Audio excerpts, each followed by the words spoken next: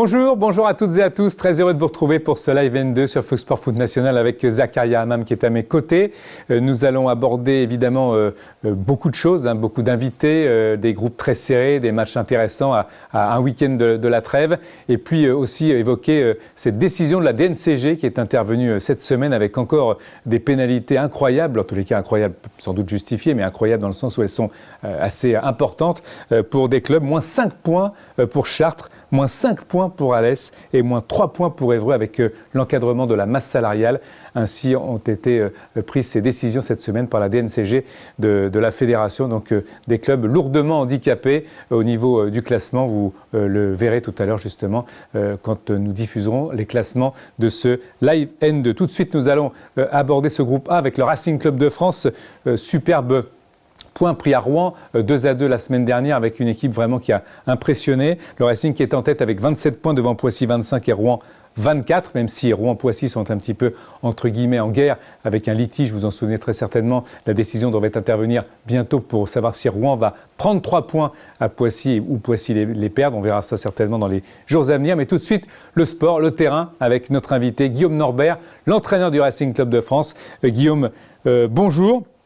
Merci d'être avec nous. C'est une première place qui s'inscrit dans votre tableau de marche en ce moment. Bon, nous, on est un groupe on se connaît quand même depuis un certain temps. Comme j'avais déjà dit, il y a beaucoup de joueurs qui étaient déjà là il y a 3 ans. Donc les mecs se connaissent bien. Il y a une vraie cohésion. Ils ont envie de faire les choses ensemble, de faire les efforts les uns pour les autres. Donc ça, forcément, sur le terrain, ça se ressent aussi. Après cette sérénité que vous dégagez au fil des matchs, finir en tête, ce sera essentiel. Finir en tête la saison, bien sûr, mais surtout déjà l'année 2022. Essentiel. Bien évidemment qu'on a envie de finir l'année en tête. Après, essentiel, c'est pas parce qu'on finit pas l'année en tête que la saison elle sera jouée à la fin de ces 2 matchs. Mais par contre, on a cette volonté, voilà, de finir le mieux possible, de prendre le plus de points possible avant cette trêve pour pouvoir faire un premier bilan sur une première partie de saison et puis derrière déterminer les objectifs pour la suite. Le bilan à la trêve peut vous faire dire que la montée est possible, probable? Nous, au début de la saison, c'était pas ce qu'on s'était dit. Ce qu'on s'était dit, c'était qu'il fallait pouvoir se stabiliser à ce niveau-là. On monte de National 3. On arrive quand même dans l'inconnu avec un groupe qui avait pas beaucoup changé. Donc, on avait des certitudes pour la N3, pour la N2, une division qu'on connaissait pas. On n'avait pas forcément de certitude. Donc, l'objectif, c'était de prendre le plus de points possible jusqu'à la trêve. Mais comme on dit, l'appétit vient en mangeant. Donc forcément, avec les bons résultats, on a envie d'aller chercher des choses et on se bat chaque week-end pour ça. Ce match contre Saint-Malo qui arrive, c'est évidemment une occasion pour bonifier le bon point pris à l'extérieur à Rouen, à Diochon. De toute façon, tous les matchs sont importants. Il y a 3 points à prendre dans ce match-là. On fait pas trop de calculs comme ça. Nous, le but, c'est à chaque fois de prendre le match qui vient, d'essayer de faire le meilleur match possible. Et on joue à chaque fois pour s'imposer. Donc, on fera de la même façon contre Saint-Malo. Un mot sur Arnold Vula, Guillaume Norbert, l'entraîneur du Racing Club de France. Je vous rappelle que vous êtes avec nous. Arnold Vula, l'attaquant qui est un des meilleurs attaquants de la N2, tout groupe confondu. Arnold, c'est notre attaquant. Il est c'est un attaquant qui a des qualités, qui est un bon finisseur. Et là, il est en réussite en ce moment. Mais cette réussite, à chaque fois, j'insiste sur le fait que bien sûr, c'est lui qui a la finition, mais c'est un travail d'équipe. Si on regarde sur les 3 dernières années, à chaque fois, les attaquants de l'équipe ont toujours été performants, ont toujours marqué. C'était le cas de Moustapha Sangaré, qui était avec nous il y a 3 ans, qui derrière a signé à Amiens. L'année dernière, c'était Balamine Savane qui marquait beaucoup. Cette année, c'est Arnold.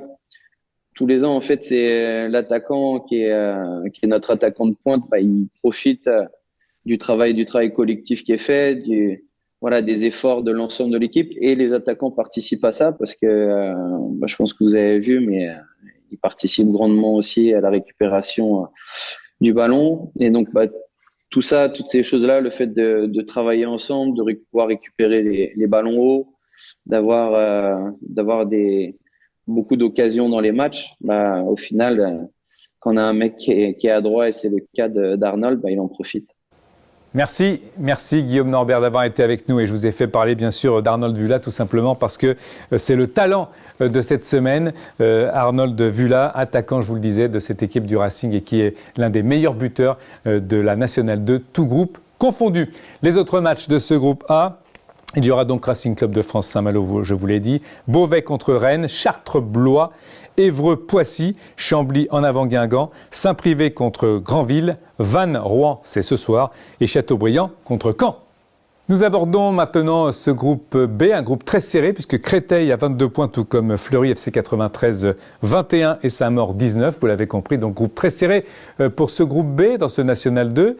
Nous avons comme invité aujourd'hui Stéphane Mazala, l'entraîneur de Créteil qui seront à Besançon. Stéphane, bonjour, c'est donc, on l'a dit, un groupe très homogène cette fois-ci. Très homogène, ouais. On s'en doutait et ça se confirme, effectivement. Tous les matchs sont difficiles, vous êtes d'accord ? C'est une équipe, c'est une grosse cylindrée qui a loupé son début de saison, mais qui est bien revenue, qui est dans un bon rythme là depuis un petit moment. Et ce sera effectivement un match solide. Les mathématiques, c'est bien, il faut grappiller des points, mais le contenu aussi, c'est essentiel. C'est surtout ce qui va nous permettre d'y arriver. Voilà, c'est le jeu qui fera en sorte que on puisse atteindre nos objectifs, ouais, absolument. L'important aussi pour Créteil, j'imagine Stéphane, c'est de s'échapper un petit peu dans le groupe pour avoir un matelas confortable. Il faut continuer à améliorer notre jeu. Après, c'est vrai qu'à domicile, on a perdu des points. Voilà, je pense que dans cette deuxième partie de saison, se poser les bonnes questions à la trêve pour réussir à prendre un maximum de points à domicile. Parce que notre championnat à l'extérieur est plutôt bon. La trêve arrive très bientôt, dans 2 matchs. Elle consistera, j'imagine, à analyser ce début de saison. On est quand même parti avec un nouveau staff, un nouveau groupe et on se retrouve dans les clous, dans les sous-objectifs qu'on s'était donnés. Voilà, maintenant il va falloir remettre un coup de collier dans cette deuxième partie de saison, mais il nous reste quand même 2 matchs à clôturer avant la trêve. Si cette équipe de Créteil en est là au moment de la trêve, ce sera mission accomplie ? Ça changerait, très sincèrement, ça changerait pas grand-chose. Merci Stéphane Mazala d'avoir été avec nous. Les autres matchs du groupe B, les voici avec Furiani Belfort, Colmar Reims, Olympique Saint-Quentin contre l'US Boulogne, Épinal Metz, Sainte-Geneviève FC 93, Fleury se rend à Saint-Maur, gros match, et puis Wascal contre Haguenau. Dans le groupe C, une équipe est en train de coiffer un petit peu tout le monde. Vous vous en souvenez peut-être dans ce groupe. Jura Sud a fait la course en tête pendant de longues semaines. Et voilà que pointe le bout du nez. Lyon-la-Duchère, 23 points devant Jura Sud, 22. Lyon-la-Duchère entraîné par Jordan Gonzalez. Jordan est avec nous. Jordan, bonjour. Merci d'être avec nous. Vous êtes en tête de ce groupe. C'est excellent pour le moral et pour la suite, j'imagine. Après, prendre la tête, c'est... À la 11e journée, ça reste quelque chose d'anecdotique, mais c'est vrai que ça fait plaisir et que c'est toujours agréable de pouvoir travailler dans ces conditions-là. Et c'est on travaille de manière plus sereine quand on est premier et qu'on peut regarder devant soi. Hier, c'est un voyage difficile, une équipe qui n'est pas trop bien en ce moment, mais il faut s'en méfier.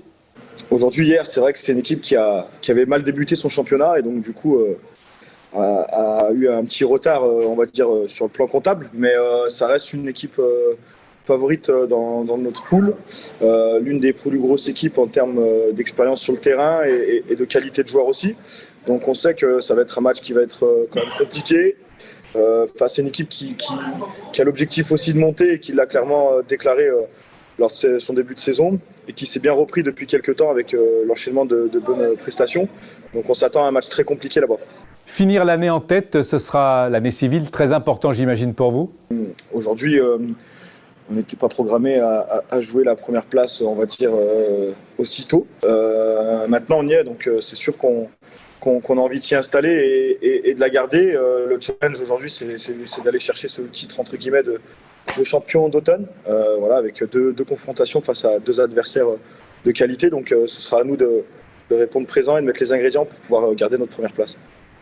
Surpris peut-être par cette première place, parce que ce n'était pas forcément l'objectif, mais on prend forcément quand on est premier, on est heureux et souriant. C'est une surprise parce qu'on a un groupe jeune qui a été renouvelé à 80% à l'intersaison. On sort de 2 saisons très compliquées entre la descente de National et la saison où on se maintient en fin de parcours la saison passée en N2. Donc c'est vrai que nous aujourd'hui, l'idée c'était de remettre une certaine dynamique de travail, une ambiance plutôt bonne aussi pour pouvoir enchaîner des résultats plutôt positifs. Mais on ne s'attendait pas à ce qu'il soit aussi bon aussi vite. Il y aura des ajustements pendant cette trêve, Jordan ? On a un groupe de qualité avec, je pense, des postes quasiment tous doublés. Donc, sauf départ, on n'ira chercher personne. Potentiellement, peut-être, on est regardant sur le mercato sur un offensif supplémentaire. Mais ça ira pas au-delà. Merci Jordan Gonzalez d'avoir été avec nous, l'entraîneur de Lyon-la-Duchère, leader de ce groupe C. Les autres matchs de ce groupe, à part ce voyage de Lyon-la-Duchère à hier, Alès Canet-Roussillon, Saint-Priest contre Marignane, Jura-Sud-Thonon, Louan-Cuiseaux face à Fréjus, Grasse face à Sète, Auxerre-Aubagne et Lyon face à Toulon. Nous parlions dans les autres groupes d'homogénéité, c'est vrai aussi pour le groupe D, avec Gaulle FC qui a 20 points, Saumur 20 points, les Herbiers 18 ainsi que Bergerac. Notre invité est l'entraîneur de Bergerac avant de filer à Lorient. Erwan Lanuzel est avec nous. Erwan, bonjour. Ça va mieux à Bergerac après une mauvaise passe? Oui, on est sur une dynamique qui est plutôt positive depuis quelques semaines où on est invaincu depuis la première journée à Vierzon. C'est vrai qu'avec de nombreux matchs nuls, ça permet de ne pas avancer trop vite. Donc voilà, on a remis une série positive de victoires. Donc on est plutôt satisfait, mais il nous reste encore 2 matchs pour clôturer cette année 2022 de la meilleure des manières. Bien finir l'année, essentiel pour Bergerac, parce que c'est vrai que quand on raccroche un petit peu le wagon de tête, il faut y rester.